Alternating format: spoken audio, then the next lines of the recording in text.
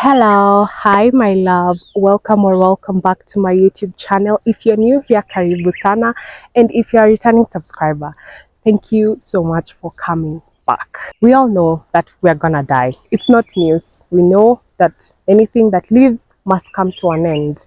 If we are born, we're going to die. But I think there's a lot of mystery and anxiety around the concept and the idea of death. And society somehow accentuates those fears by making death into a taboo topic, that somehow we're not supposed to talk about it. We're just supposed to and just like keep it moving. I think the reality of mortality strikes home for most of us when we lose the people we love the most.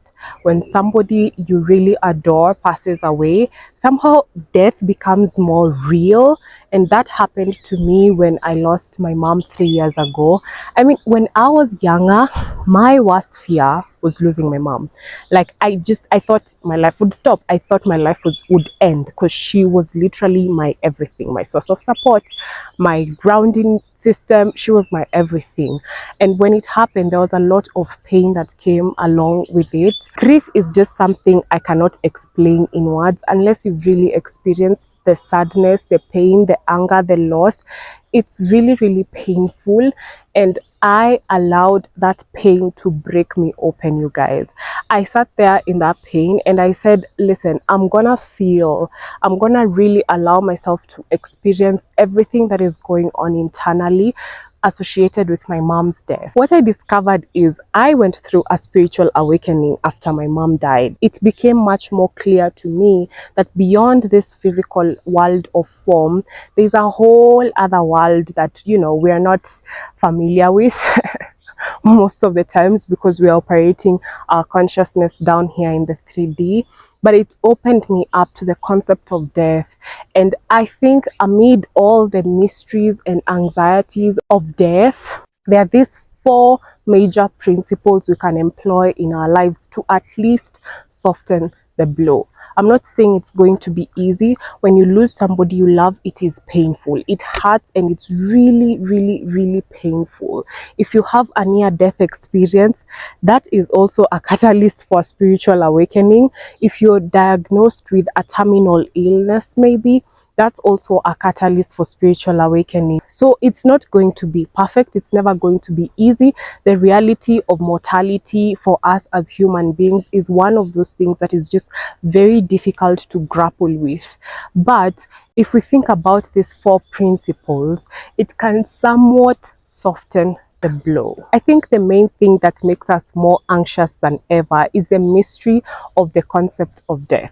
We don't know when it's gonna happen. We just know that it's going to happen. It could be now, it could be 10 years later, it could be decades later.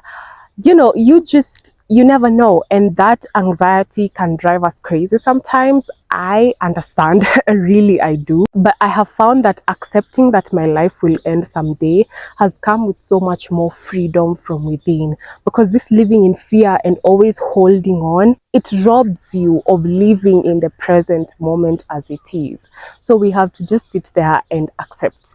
If somebody you really, really love dies, yes, you will go through all the processes of grief, but eventually you get to the last one, which is acceptance. For me, that looks like accepting that my mom is gone. I have a picture of her in my room, and every time I look at her, sometimes I'm still like, what? Like, you're really not here? And I sit with that. I let it be, and I just accept that, hey, she's gone. And God, the universe, the dreamer, infinite intelligence, decided that she was going to go for a reason that I may not know. But that faith has really helped me accept the reality of not just my mother's death, but any other person's death, and also my own death. Because it's going to happen. Whether we like it or not, it's going to happen. The second concept is knowing who we are. Listen, I believe that in the face of death, we suffer the most because we believe somehow that we are these personalities. We believe somehow that we are these bodies. We believe that we are our cars, that we are our careers, that we are the roles we play in our lives. That's why in almost every video on this YouTube channel, you will hear me asking you, who are you? Like, at your core, at your essence, who are you? Because this body is going to die. That's without doubt. This personality is going to die. But there is your soul, there is your essence, there is your life that is going to ascend into a much higher dimension. That is what you need to connect with. Once you're connected with that, that fear of, oh my God, so what comes next? After I die, what happens next? For me, it has really helped me become one with the idea that I am going to die, and that when I die, I will just graduate. I will just go home. Why? Because I understand fully well that I am not this personality. I am not this body. I am the soul that lives within.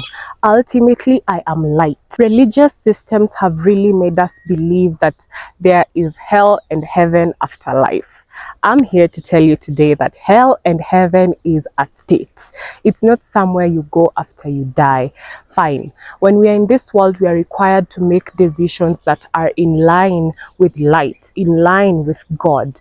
But when we die, if we've made wrong decisions or negative decisions, or we've hurt people around us in our unconsciousness, ultimately God also just accepts us. This concept of hell is one that is used by organized religion to instill fear around death. Your soul is eternal light. No matter what decisions your personality makes, no matter what decisions you make while you're in this body, in your unconsciousness, your soul accepts you as you are. Your soul is wholeness. Your soul is oneness. The third concept is reflection. When you think about your burial, what do you want people to say about you?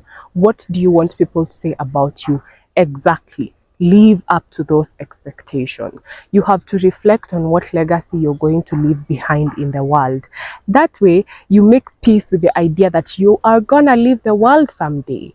You know, think about people like Martin Luther King, Mother Teresa, and the likes. We still remember them even though they were here in their personalities years ago. And that's because they left a legacy of light. They made the world a better place. So being able to reflect on what is my purpose, what is my mission, what are those gifts and talents that I can really use to serve my fellow earth angels, to serve the collective consciousness. Last but not least, living in the present moment. Like we said, nobody knows the day or the hour. We don't know when we are going to die. We don't know when it's going to happen. So why don't we just live the present moment as it is? Why don't we just accept the moment for what it is? Really become one with the life that is within you right now as you're looking at me. Because when all is said and done, this is the only guaranteed moment you have. This is the only moment you have. Not even your next breath is guaranteed. If God, nature awarded me 24 hours and then I die, what is that thing I would want to do before I leave this world? Then I do that. And you realize usually it's the simplest of things. It's playing your favorite playlist. It's reading your favorite books. It's calling the people you love and telling them, hey, I really, really, really love you. It's grounding yourself within your breath and within the life force that is within you. I'm not saying it's easy. The idea of mortality is one we have to keep grappling with as human beings, and it's hard. It's hard to think about it. It's hard when we experience it. But like I said, with these four concepts, we can soften the blow. I love you so much. Please tell me in the comment section what your view of death is, what your idea of death is, what your anxieties around death is, and let's talk about that. I'll see you guys on the next one. Bye.